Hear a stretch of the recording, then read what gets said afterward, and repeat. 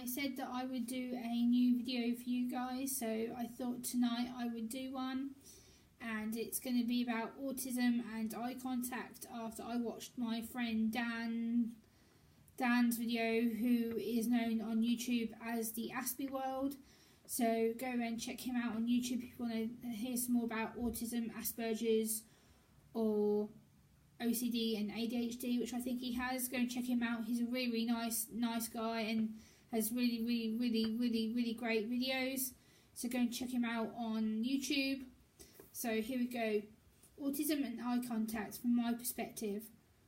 Eye contact for me, I can't do it for long, as I feel when I do it, it's like I'm freaking people out. They're looking at me like I am weird. It makes me feel anxious and panicked.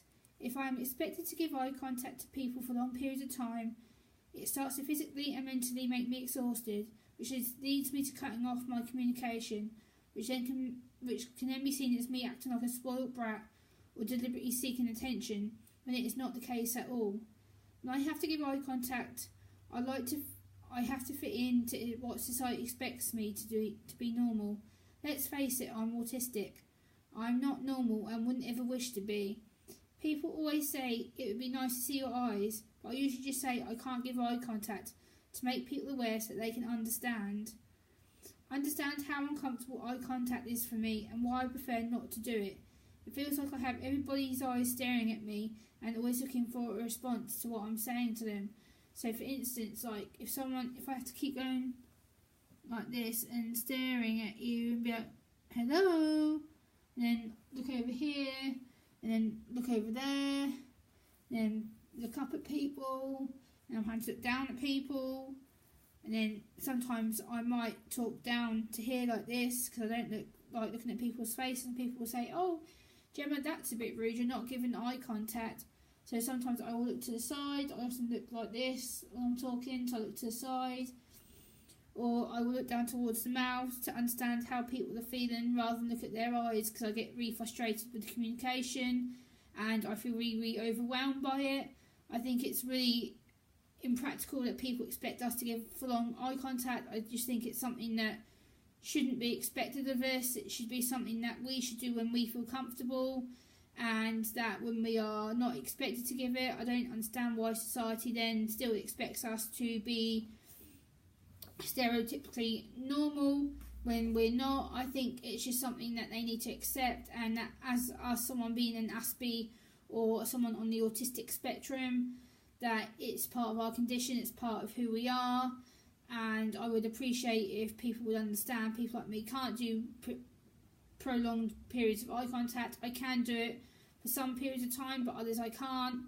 And sometimes this can get me into trouble because people say, oh, Gemma's not paying attention, oh, you're being a bit rude, you're acting like a spoiled brat.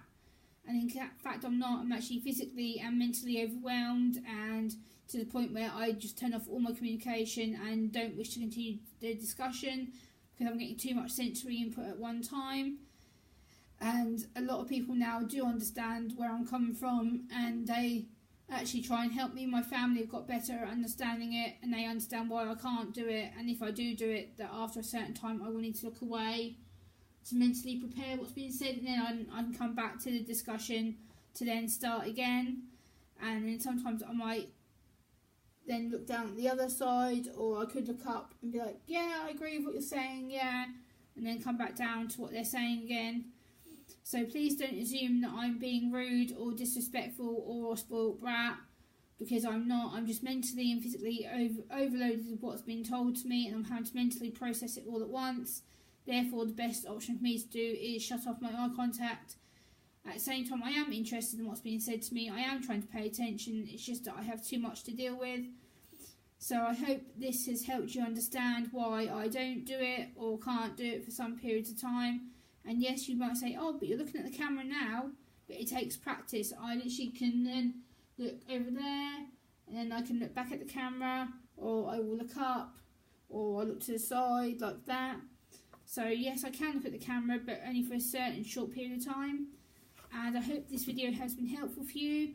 Thank you very much for watching. Please comment, share and subscribe to my channel. Bye!